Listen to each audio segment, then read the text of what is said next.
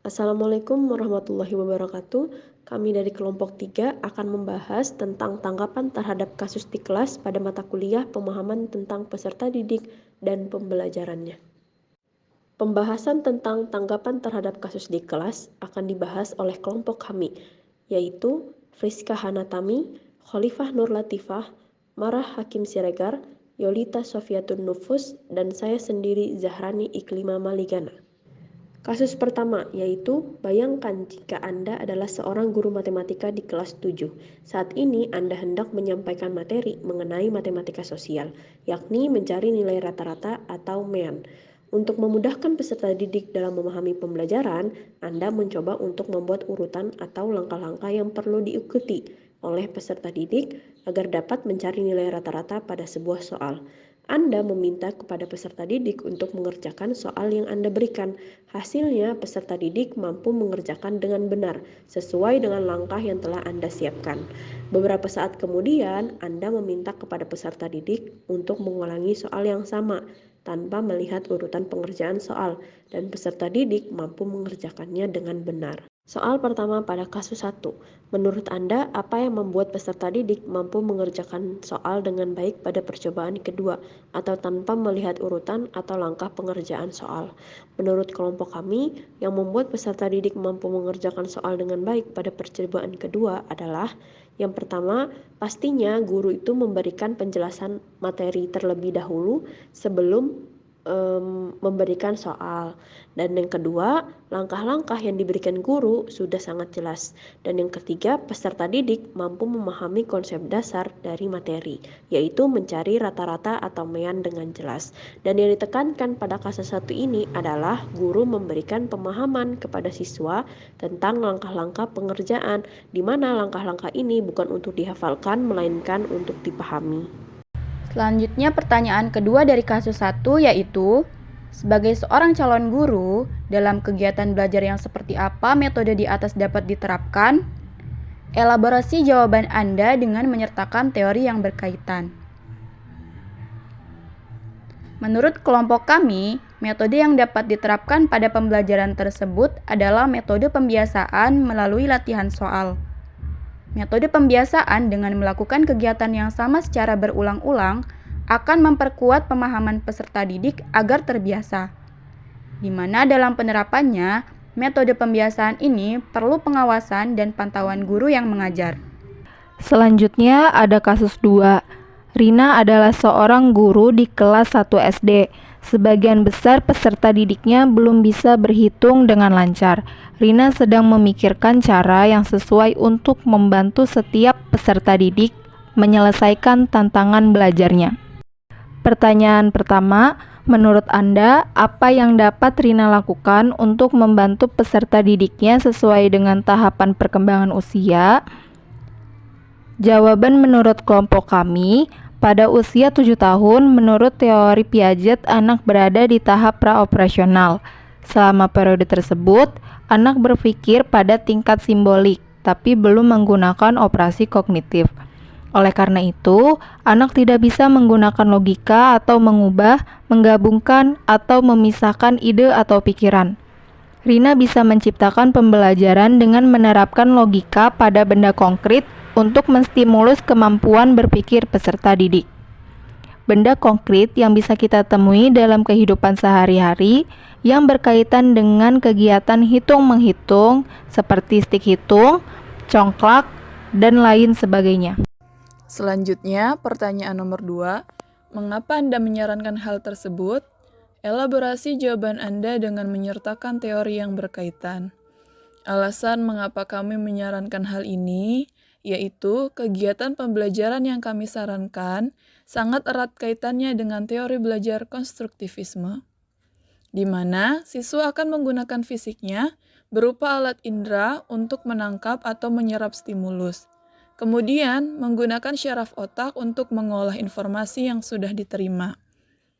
Lalu, dengan menyediakan benda-benda di sekitar, serta beberapa permainan yang berhubungan dengan hitung-menghitung, secara tidak langsung siswa dihadapkan dengan situasi nyata yang ada di lingkungan sekitarnya. sehingga memungkinkan siswa untuk cepat dalam menstimulus kemampuannya dalam berpikir.